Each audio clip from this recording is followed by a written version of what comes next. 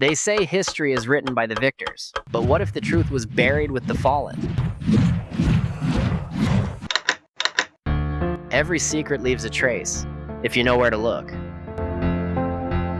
This is The Broken Truth, decoding history, one broadcast at a time. The Broken Truth podcast, where history meets conspiracy. Every case tells a story, every story hides a lie. Imagine the sky itself turning against you. A global light show. Holograms of deities. Thunderous voices echoing from satellites. And the world falling to its knees, believing the end has come. But what if it was all a projection? Welcome back to the Broken Truth podcast. I'm your host, Garrett, and today we're going to dissect one of the most chilling government theories ever proposed, Project Bluebeam. What if the apocalypse itself could be engineered? According to this theory, NASA and global intelligence agencies might be preparing the greatest deception in human history, a staged second coming, powered by satellites, holograms, and psychological warfare. If you've ever questioned whether faith, fear, and technology could collide to control the masses, this episode is for you. Before we begin, make sure you're following the Broken Truth podcast wherever you listen so you never miss an episode. Like this video or leave us a review if listening, and you believe the truth deserves to be heard, as it really helps the algorithm share our content with more people. And finally, join our Discord community for avid conspiracy theorists like yourself, where the conversation continues long after the show. The second coming has arrived.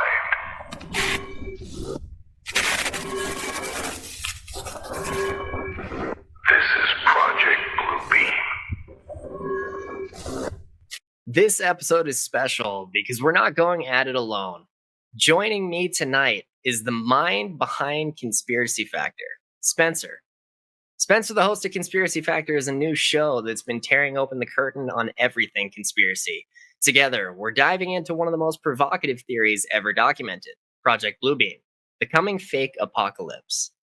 Welcome to the show, but before we get into the meat of tonight's discussion, I want to step back for a moment. For the audience tuning in who might be discovering you for the first time, what originally pulled you into this world of hidden history and conspiracy? So for me, like many others, I believe it was John F. Kennedy's assassination. That's what pulled me into the world of conspiracy theories. On my show, I kind of prove some of the facts in my season 1 JFK. And I knew if they could lie then, they could lie prior to that, and they've been lying ever since. So conspiracy theories have their hooks in me deep. So interesting. So when you say they, who do you mean by they? Because there's a lot of concepts around they. Yeah, there is. I think we know who they is, and it's the powers that be, I think, is the best way to describe them. Right, the puppet masters behind the curtain that are controlling most of the world today. Okay, so the puppet masters, in my perspective, be referred to something as the Masons or the Illuminati or the Cabal or something like that, or the deep state. Sure, yeah. Yeah, okay, all right. Hey, Awesome. I'm right there with you. Right there with you, Spencer. I love it. So what kind of made you decide to start the Conspiracy Factor and give it a voice to these kinds of investigations? So there's a couple of things. I've listened to several other podcasters that I love, and I'm like, I ought to get into that. I think I could do that, and I think I've got a point of view and a perspective that most people haven't looked at or thought about. And so throughout the course of watching all the JFK things you can find on YouTube or Amazon or wherever, or reading everything and listening to every podcast, I thought it was my turn to give my spin on it, my spin particularly being the truth. And hopefully open a few people's eyes to it. Love it. I know, your first season JFK is dropping this Friday? Yep, Halloween. Okay, this Friday the 31st. I'm not sure if this episode's going to be quite then, but I'll make sure to link to your first season in our description so our viewers can check you out. Awesome. Alrighty, well, before we get started here, give you a little context of how this video is going to roll. So my AI assistant Aura will be introducing a synopsis of each topic covered tonight, and then we'll be discussing our deep dive research with you. In 1994, Serge Monast, a Canadian investigative journalist, published Project Bluebeam. His report alleged that global institutions intended to manipulate faith and perception through technology, beginning with the falsification of archaeological discovery, then simulating the Second Coming, using holograms projected into the atmosphere. Monast's mysterious death 2 years later, officially from cardiac arrest, deepened the myth. Let's examine his life, his claims, and the four-phase blueprint he described. Who was Serge Monast? Serge Monast was a Canadian investigative journalist, poet, and conspiracy researcher, born in 1945 in Quebec. In the early 1990s, he began publishing politically charged exposés about global control systems and secret societies. His most famous works are Project Bluebeam, 1994, and The New World Order in 1995, both self-published in French before being translated and circulated through early online conspiracy networks. Monast positioned himself as a defender of Christian freedom against technocratic globalism. His writing accused NASA, the United Nations, and the Vatican of plotting a staged second coming, using technology to establish a global religion and government, what he called the ultimate psychological operation. So was Serge Monast's death natural, or was it silencing him? He died suddenly in December of 1996 from what was officially recorded as a heart attack, just 2 years after releasing Project Bluebeam through NASA. Conspiracy circles claim his death was not natural. Supporters allege that he was targeted after repeated police raids and arrests tied to his writings, and that his children were temporarily taken by the state shortly before his passing. What fuels suspicion is the pattern. Several researchers who published similar themes, like journalist Bill Cooper with Behold a Pale Horse, and author Jim Keith, Mind Control, World Control, also died under controversial and abrupt circumstances. Whether coincidence or consequence, these patterns created silenced whistleblower narrative that surrounds Monast's legacy. Monast's first phase proposed that governments and scientific authorities would falsify archaeological discoveries, artifacts, or ancient texts to undermine existing religions. He claimed these fake revelations would reinterpret spiritual history and weaken faith-based resistance to the new order. In modern context, this would mirror how narratives can be shaped through selective media coverage, academic bias, or technological forgery, such as AI fabricated ancient inscriptions or manipulated satellite imagery of supposed biblical sites. The core idea is to destroy the old belief systems, then introduce the new one. Now we can move on to the holographic space show, so to speak. This is the most famous part of Project Bluebeam. Monast claimed that satellites would project 3D holograms of religious figures, Jesus, Buddha, Muhammad, Krishna, into the sky above each region of the world. The images would merge and align into a single universal God, convincing humanity of a divine event. Today, we know atmospheric holography exists in limited forms, such as Japan's Sky Canvas project or China's aerial floating city illusions. These use ionized particles or drone synchronized light projection. In theory, large-scale satellite lasers could project or reflect imagery across clouds. Though global synchronization remains implausible, still, the concept eerily foreshadowed modern display technology and mass optical manipulation. According to Monast, the next step involved electronic telepathy, the use of low-frequency radio waves or microwaves to transmit thought-like messages directly into the human mind. He referred to this as the voice of God technology, claiming it would mimic divine communication and create mass obedience. Science does acknowledge the microwave auditory effect, first documented by Dr. Alan Frey in 1962, where certain frequencies can produce perceived sounds inside the skull without external speakers. Declassified US military research confirmed the phenomenon in limited ranges, primarily signaling. While there's no proof of global-scale development, the existence of this principle keeps the voice of God claim within speculative plausibility. Monast's fourth and final phase described the ultimate objective. After the staged global revelation, humanity would accept a new world order, a centralized religion system and political authority designed to replace all nations. He linked this to the United Nations agenda, claiming it would unite finance, religion, and surveillance under one digital infrastructure.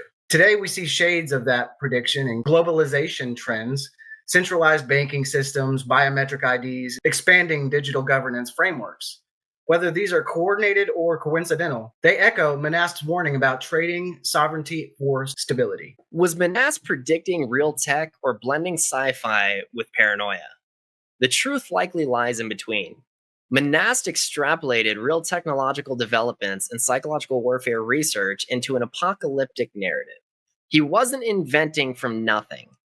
HAARP, microwave research, and early holographic patents all existed in the 1980s and 1990s, but he interpreted them through a spiritual lens, warning that mankind's faith could become the next battlefield. In that sense, Project Bluebeam isn't just a prophecy or paranoia.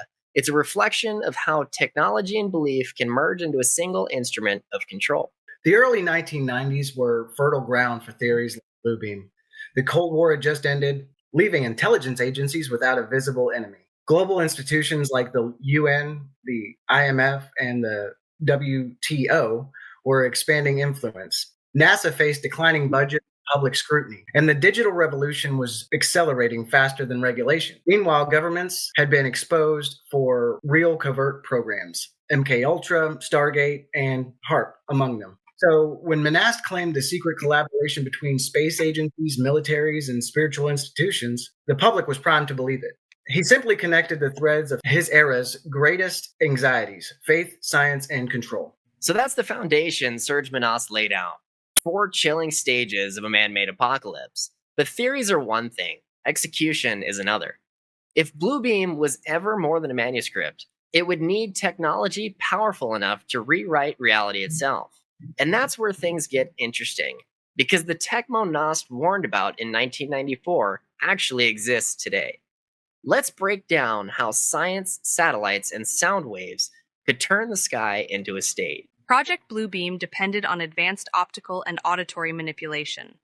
The concept draws from legitimate military research, HAARP's ionospheric experiments, microwave auditory effects documented by Dr. Alan Frey in the 1960s, and DARPA's early holographic display project. From atmospheric light projections to directed energy communication, each technology forms part of the legend. Let's explore which of these are real and which remain theoretical. The foundation of Project Bluebeam's space show rests on the idea that holographic projections could one day fill the sky.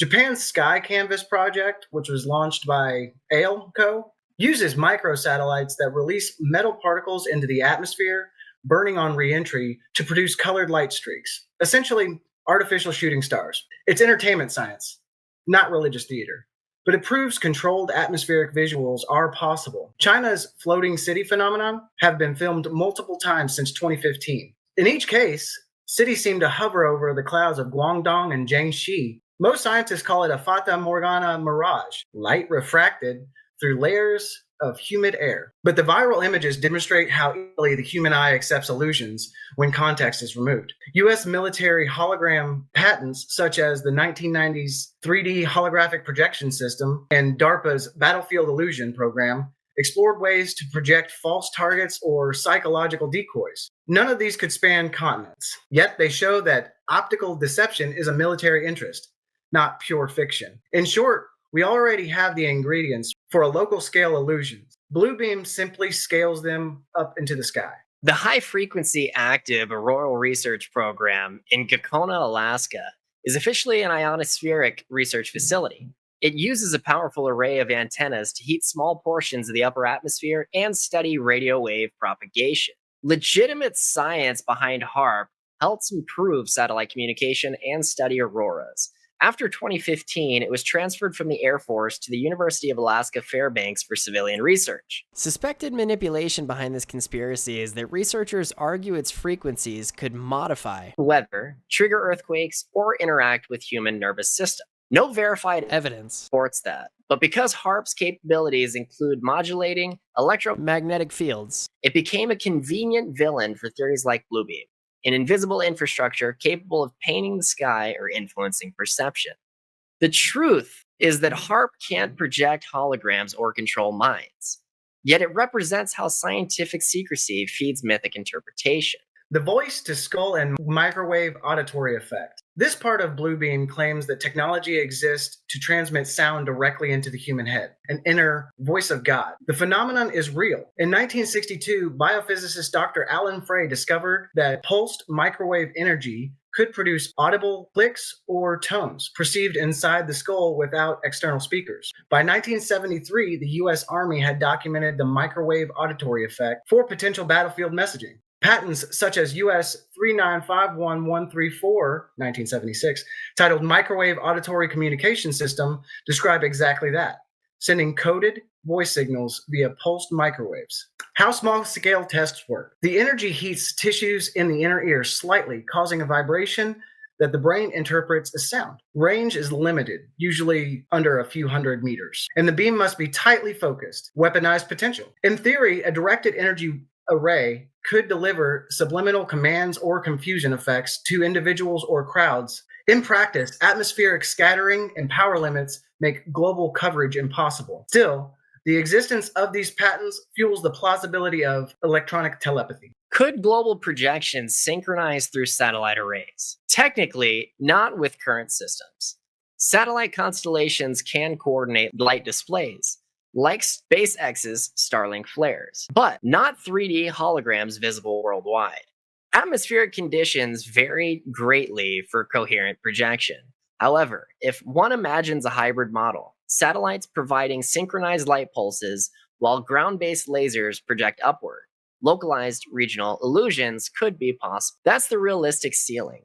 Regional, not planetary, yet visually convincing enough to shock uniformed populations. Plausibility, each Bluebeam component, holograms, microwaves, ionospheric manipulation, has a documented scientific counterpart. Scale them up, and the theory gains surface credibility. For exaggeration, the logistics, energy requirements, and global coordination exceed known capability. No evidence suggests the integration of these systems for psychological warfare.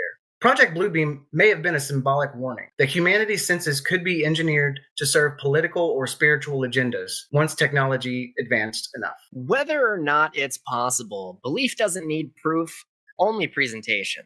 And history shows that once people see a miracle, they rarely ask who built the projector. Beyond machinery, Project Bluebeam targets the human mind. By staging miracles, the theory suggests mass belief could be directed toward obedience. Historical programs, Operation Mockingbird, Operation Northwoods, and MK Ultra, show precedent for narrative and behavioral manipulation. If those operations influenced perception through media and drugs, Bluebeam extends the same principle through vision and sound.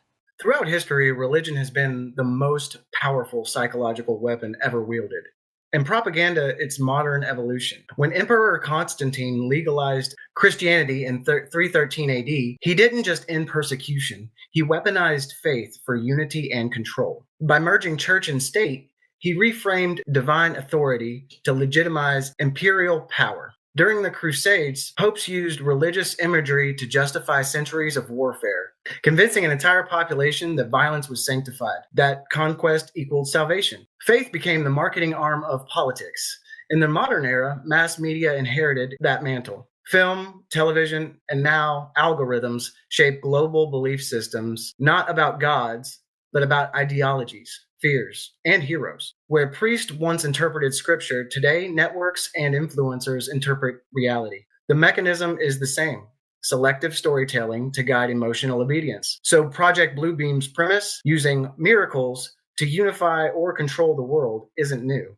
It's just propaganda with divine production value. MK Ultra proved the state's willingness to Experiment on consciousness. The CIA's project from 1953 to 1973 tested LSD, hypnosis, and sensory deprivation to discover how thoughts could be altered or erased. It attacked the mind chemically. Project Bluebeam moves that concept from the laboratory to the atmosphere. Instead of chemicals, it uses perception itself, sights and sounds, as the delivery system. MK Ultra, targeted individuals. Bluebeam, if real, would target civilizations. Both share the same core idea. If you control what a human mind experiences, whether through a pill, a frequency, or a vision in the sky, you control the conclusions it draws. It's not about destroying the mind. It's about owning the narrative that runs inside it. Human emotion is contagious. Neuroscience calls it mirror response. We subsequently mimic others' feelings. That's why fear and awe spread faster than logic. When large crowds witness something inexplicable like a miracle or apparition, rational thought collapses into group emotion. History records mass visions at Fatima in 1917, where thousands claimed to see the sun dance in the sky. Whether meteorological or mystical, the effect was real. Panic, tears, conversion. Project Bluebeam weaponizes this principle. A holographic vision doesn't need to be perfect. It only needs to trigger emotional contagion. Once fear, awe, or divine recognition takes hold, belief reinforces itself. The event becomes self-validating. That's the genius of engineered miracles. They don't need to convince your mind, only your senses. Could Bluebeam unify faiths or fracture them further? Monast suggested Bluebeam would unify religions under one false savior, but psychologically it might do the opposite. Each faith has distinct expectations for its messiah. Jesus, Mahdi, Maitreya, Krishna. If projected simultaneously, each population might see its own reflection, a perfect, tailor-made vision. In that sense, Bluebeam wouldn't unify the world through faith. It would fracture it through revelation. Each group would claim authenticity, while elites play the role of mediator, guiding humanity toward a neutral one-world belief. Chaos breeds consolidation. Division leads to dependency, and that's exactly how control is maintained. This is where the line between theology and technology dissolves. If science can manufacture a vision that feels spiritual, does authenticity matter? Is divine defined by source or by effect? A holographic Christ that inspires peace might do more good than a real prophet ignored by the masses. A fake miracle that ends war could still unite billions. But once truth becomes irrelevant, replaced by utility, we enter moral freefall. Because whoever controls the machinery of revelation controls morality itself. That's the philosophical horror at the heart of Project Bluebeam. The idea that God could be replaced by graphic. We're already living in a proto-Bluebeam age. Virtual UFO videos spread faster than official statements. AI-generated miracle footage racks up millions of views before anyone can verify it. Even NASA's legitimate discoveries are now filtered through conspiracy algorithms and edited TikTok montages that blur fact and fantasy. The 2023 to 2025 UAP disclosures, combined with sudden mainstream coverage of extraterrestrial themes, mimic the conditioning staged Monast described, preparing the public for a sky event no one can question. In other words, we no longer need satellites to fake revelation. Social media already projects miracles into global consciousness daily, and the audience conditioned by repetition no longer distinguishes simulation from salvation. And maybe that's the final irony. Bluebeam didn't need to launch rockets or deploy holograms. The illusion already exists in our pockets, on our screens, and in our minds. So the question isn't whether they could stage a miracle, it's whether they already have. Today, illusion no longer requires satellites, only screens.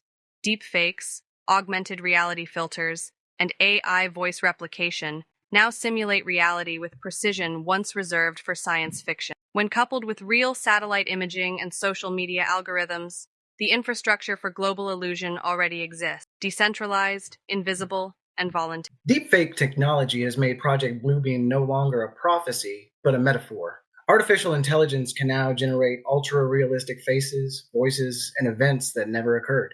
The same algorithms that let studios resurrect deceased actors can also create live footage of politicians announcing wars, religious figures performing miracles, or UFOs descending over cities, all in 4K, all believable. In 1994, Monast warned of a holographic apocalypse. Today, the holograms are digital, broadcast not from satellites but from smartphones. Instead of projecting illusions into the sky, we project them into our own retinas through screens. Deepfake culture is Bluebeam, decentralized, democratized, and invisible. We now live inside a convergence where entertainment dictates belief, politics borrows spectacle, and religion adapts to virality. Political rallies resemble concerts. News anchors use cinematic soundtracks. Churches live stream with lens flares and AI-generated backdrops of angels. When fake miracles trend, like bleeding statues, angel apparitions, or AI-generated Signs from God. millions experience emotional reactions before verifying authenticity. The collective psyche no longer waits for evidence. It reacts to narrative. The modern mind treats information like theater. As long as it feels true, it is true. Bluebeam's essence isn't technology. It's the fusion of performance and perception, and we've already perfected that formula. Global readiness for mass illusion. Why skepticism has eroded. After 2 decades of constant crisis, pandemics, wars, political upheavals, and viral misinformation, global skepticism has mutated. People are no longer skeptical, they're numb. Information overload causes what psychologists call cognitive fatigue. The brain stops fact checking and simply accepts whatever offers coherence. Add to that a generation raised on CGI, augmented reality games, and digital influencers who aren't real, and you get a population trained to suspend disbelief by default. We are emotionally primed for large-scale illusions because we crave meaning amid chaos. When the next Divine Sky event appears on every screen, most won't analyze it, they'll share it.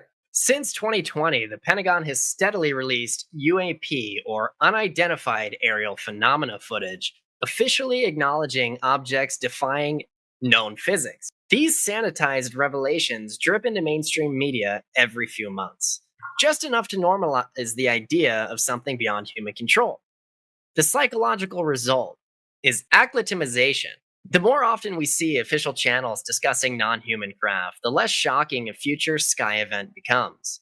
Bluebeam theorists argue this is phase 1, preparing the collective imagination for a controlled revelation.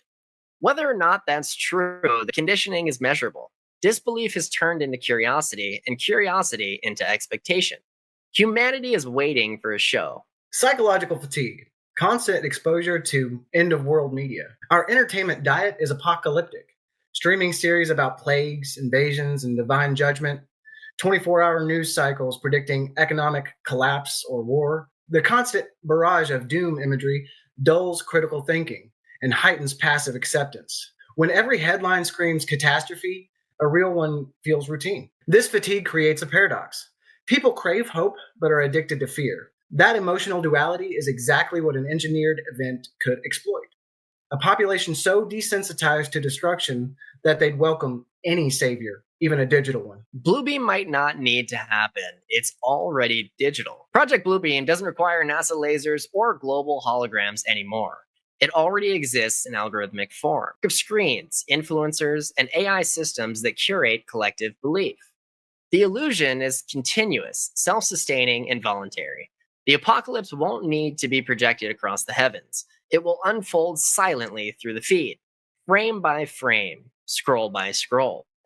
Bluebeam might not need to happen because we're already living inside it. Whether Serge Monast uncovered a genuine operation or created a self-fulfilling myth, Project Bluebeam endures because it mirrors our deepest vulnerability, faith in sight. The line between revelation and simulation has thinned to static. For me, Project Bluebeam sits in that strange pace between prophecy and possibility. I don't believe in every claim Serge Monast made, but I believe in the pattern of control through perception. History shows us that when technology evolves reality, manipulation follows close behind. Whether the sky ever becomes the stage or not, the capacity to rewrite beliefs already exists. And I'm on the skeptical side of that line. I think Bluebeam is more myth than manual. A warning that got mistaken for evidence. Yet the reason it resonates is because governments have lied before, and that track record keeps conspiracy culture alive. So while I doubt NASA is preparing a fake apocalypse, I don't doubt the human instinct to deceive when power is on the table. Ironically, every time a theory like Bluebeam catches fire, it does the government's job for them, flooding the truth with noise. Secrecy survives not because information is hidden, but because it's buried under confusion. Exactly. Conspiracy culture both exposes and preserves the unknown.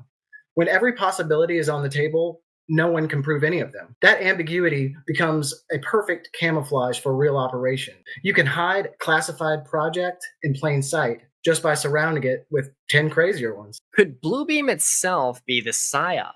That's the paradox. What if Bluebeam isn't the plan and it's a distraction? A psychological operation designed to make people distrust their senses, their faith, and each other. A self-feeding illusion. The more people believe in it, the less they believe in anything else. It turns skepticism into paralysis. You start questioning reality instead of authority. In that sense, Bluebeam could already be complete, not as technology, but as an idea, a virus of uncertainty that infects belief itself. If truth can be manufactured, how do we verify anything? Maybe we can't verify anything anymore. Maybe the only real filter left is intent. Who benefits from what we're seeing? Who gains when we're afraid? That's the battle line of the modern age, discernment. In a world where reality can be edited, truth isn't discovered, it's chosen. We either chase clarity or collapse into comfort. Project Bluebeam reminds us that not every deception requires force, only faith. That the most powerful illusions are not projected into the sky, but into the human mind. Whether Serge Monast uncovered a classified operation or wrote a metaphor for mass control, his warning still echoes. When technology becomes indistinguishable from divinity, belief itself becomes the battlefield. Tonight, we trace the line between myth and mechanism, from holograms and microwave patents to the psychology of fear and faith. What remains is the question that lingers behind every broken truth. If what we see can be fabricated, what is real? If what we hear can be transmitted, what is sacred? And if revelation can be engineered, would we even know? This concludes your public briefing. Aura signing off. Thanks for joining us today on the Broken Truth Podcast for this deep dive on the topic of Project Bluebeam, co-hosted by Spencer from The Conspiracy Factor. Spencer, where can our listeners find you online? Really, anywhere you can get your podcast, Apple Podcasts, Spotify, Amazon Music, and now YouTube. I just created my own channel over there. Just search The Conspiracy Factor and you'll find me. Well, Spencer, thanks for joining us today. I really appreciate your time. Look forward to having you on the show and doing some more content with you in the future. I'll make sure to link to all of your content in the show notes link that's going to be in the description of this podcast. Thank you. It's been great. In a world built on hidden histories and half-truths, we've only just begun to peel back the layers. Because what you've heard tonight was never meant to be known, but you were meant to find it. If you're ready to go deeper, leave us a review, comment your thoughts, share this episode, and step inside the archives. Join the inner circle, where the real evidence is kept. This is the broken truth, because the truth isn't whole, it's broken.